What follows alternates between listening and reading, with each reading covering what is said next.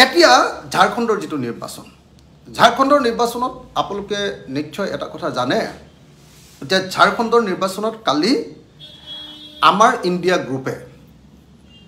ঝাৰখণ্ড মুক্তি মৰ্চা কংগ্ৰেছ আৰজেডি আৰু চিপিআইএমএল তেওঁলোকে মিলি আমাৰ 56টা আসন পালে 56খন আসন পালে তাত মুঠ আসন আছে 81খন 81খনৰ ভিতৰত আচলতে 41খন আসন হলে সৰকাৰ গঠন কৰিব পাৰে কিন্তু আমি পালো আমাৰ বিৰোধী পক্ষই আমাৰ ইণ্ডিয়া মৰ্চাই আমি পালো কালি 56খন তাৰমানে তাত বিজেপি ভয়ানকভাৱে হাৰিলে 56খন থকাৰ পাছত এনডিএ তাৰমানে পালে 25খন গোটেইখিনি লগ লগাই বিজেপিয়ে পালে 21খন জেডিইউয়ে পালে এখন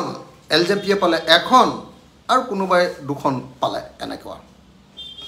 মানে কালিৰ যেটো নিৰ্বাচন সেই নিৰ্বাচনত বিজেপিয়ে কেৱল 21খন আসনতে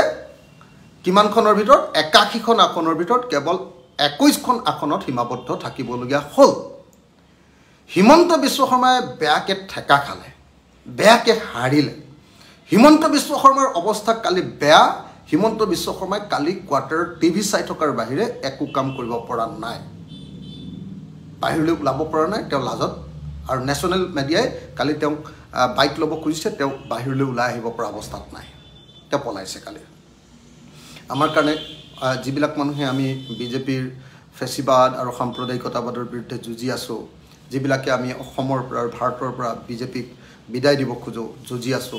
সেইবিলাক মানুহৰ কাৰণে কালি আটাইতকৈ ভাল খবৰটো আছিল যে হিমন্ত বিশ্ব শৰ্মা কালি ওলাই আহিব পৰা নাই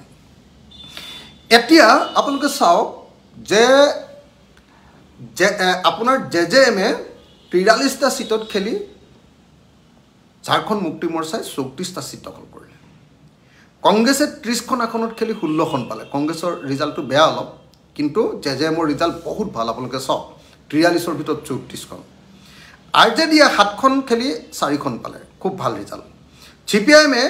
চিপিআইএমএলে 4খন খেলি 2খন পালে আপোনালোকে দেখিছে ভাল ৰিজাল্ট কৰিছে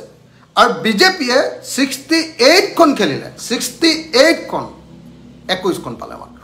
68 খেলি মাত্ৰ 21খন পালে কিমান ৰিজাল্ট বেয়া আপোনালোকে চাওক জেজেএমে 43 খেলি 34 পালে এতিয়া আপোনালোকে যদি চাই তেতিয়াহ'লে দেখিবলৈ পাব যে 2019 চনৰ তুলনাত তাত 4খন আসন বিজেপিয়ে কম পালে 2019 চনত যি ৰিজাল্ট আছিল তাতকেও ইয়াৰ আগৰবাৰ ইলেকশ্যন যেতিয়া হিমন্ত যোৱা নাছিল তালে হিমন্ত বিশ্ব শৰ্মা যোৱা নাছিল তাতকে আপোনাৰ কম আসন পালে 4খন আসন কম পালে হিমন্ত বিশ্ব শৰ্মা যোৱাৰ কাৰণে তাত 4খন আসন কমিলে আৰু ভোটৰ পাৰ্চেন্টেজ যোৱাবাৰ আছিল 34 বিজেপিৰ এবাৰ পালে 33 এবাৰ পালে 33.17 33 1% কমিলে হিমন্ত বিশ্ব শৰ্মা যে কৌটিল্য নহয় হিমন্ত বিশ্ব শৰ্মা যে অসম বা ভাৰতৰ নিৰ্বাচনী ৰাজনীতি নিয়ন্ত্ৰণ কৰিব নোৱাৰে তেওঁ যে বৰ ডাঙৰ মাষ্টৰ কৈ থাকে তেওঁ যে মাষ্টৰ নহয় এজন ফ্লপ মাষ্টৰ হে যায় তেওঁ যে এজন মাষ্টৰ নহয় তেওঁ যে কেৱল পইচা আছে আৰু তেওঁ 2 নম্বৰী কাম কৰিহে যে কিবা প্ৰকাৰে কেতিয়াবা জিকায় পৰিৱেশ ঢৌ আহিলে তেওঁটো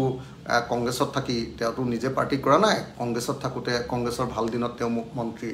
তাৰছত আকৌ বিজেপি যেতিয়া হাৱা আহিলে বিজেপিলে জাপ মাৰি দিলে কিন্তু অসমত মানুহবিলাকে দেখুৱাব খোজে না একদম হিমন্ত বিশ্ব শৰ্মাৰ দাদা হিমন্ত বিশ্ব শৰ্মা হিৰো হিমন্ত বিশ্ব শৰ্মা মহানায়ক হিমন্ত বিশ্ব শৰ্মা এনেকুৱাকে দেখুৱাব খোজে যে তেওঁ মানে যে তেওঁৰ মতে গোটেই অসম আৰু ভাৰতবৰ্ষৰ ৰাজনীতি নিয়ন্ত্ৰণ হয় আৰু তেওঁ ভাৰতবৰ্ষৰ প্ৰধানমন্ত্ৰী হ'বলৈ গৈ আছে এনেকুৱা ধৰণৰ ধাৰণা এটা দিব খোজে আৰু আজিকালি সেইকাৰণে তেওঁ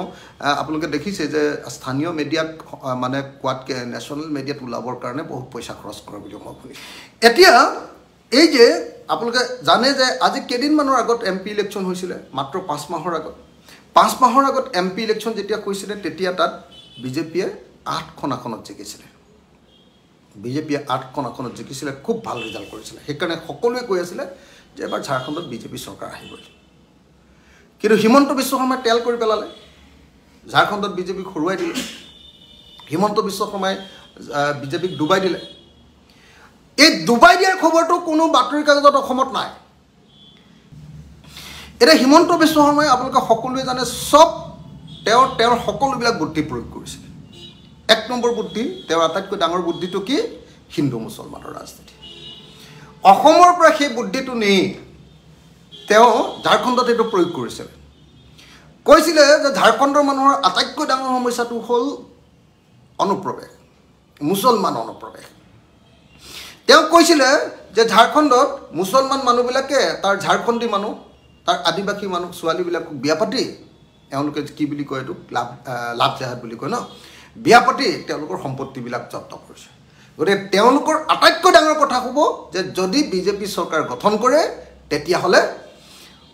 ঝাৰখণ্ডৰ পৰা নাইকিয়া কৰি দিয়া হ'ব বুলি ক'লে। ঝাৰখণ্ডৰ পৰা মানে এই ইনফিল্ট্ৰেশ্যন প্ৰব্ৰজনকাৰীবিলাকক পুৰা খেদি ঘৰ দুৱাৰ ভাঙি দিব। আমাৰ অসমত যিটো একদম দিনে ৰাতিয়ে কৰি থাকে হিন্দু মুছলমান সেইটো কৰি দিব বুলি ক'লে। কিন্তু তাৰ বিপৰীতে আমি দেখিলোঁ যে ইণ্ডিয়া মৰ্চা, বিশেষকৈ JMM মানে ঝাৰখণ্ড মুক্তি মৰ্চাই তেওঁলোকে ক'লে যে নহয়, এই বাহিৰৰ এই মানুহবিলাকে বিজেপিয়ে দপদপাই আহি আমি আদিবাসীৰ, আমাৰ স্থানীয় মানুহৰ, আমাৰ আদিবাসী সত্তাটো ইহঁতে নাইকিয়া কৰিব খুজিছে। আদিবাসী একলগ হ'ব লাগে। আমাৰ আঞ্চলিকতাবাদ, আমাৰ জাতীয়তাবাদক ইহঁতে ধ্বংস কৰিবলৈ আহিছে। ইহঁতে আদিবাসীৰ আইডেণ্টিটি, পৰিচয় এইটো নাইকিয়া কৰিবৰ কাৰণে আৰু ইয়াক সৰ্বভাৰতীয় ৰাষ্ট্ৰীয় পৰিচয় লৈ যাবৰ কাৰণে ইহঁতে এই কাম কৰিছে। যিকোনো খবৰৰ বাবে যোগাযোগ কৰক 7090173330 অথবা 7099017990 নম্বৰত।